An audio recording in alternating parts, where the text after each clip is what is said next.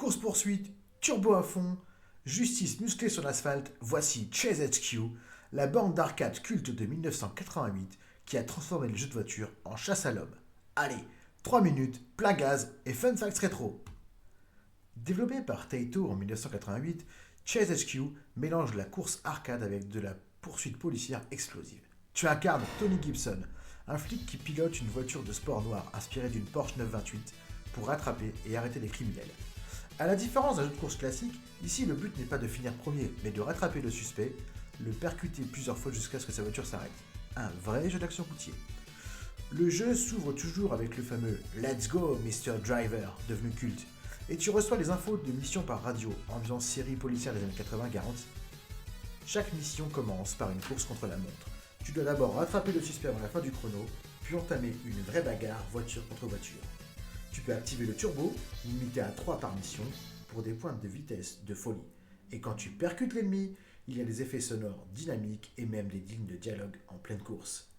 Le gameplay simple mais nerveux a inspiré plein de jeux modernes comme Need for Speed Hot Pursuit, Burnout ou encore Driver. C'est le père spirituel des jeux de poursuite policiers.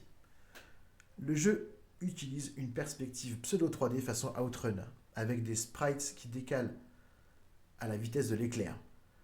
Une impression de vitesse folle à l'époque. La version arcade proposait un volant avec un retour de force, des pédales et parfois même une sirène physique sur la borne. Immersion totale. Chase HQ a eu un succès énorme en Europe, particulièrement au Royaume-Uni où les bornes étaient partout dans les fish and chips et salles d'arcade. Le jeu aura été porté sur Amiga, Atari ST, Commodore 64, ZX Spectrum, Master System, Game Boy et même plus tard sur PSP dans le Taito Legends. Certaines versions étaient top, d'autres très loin de l'arcade.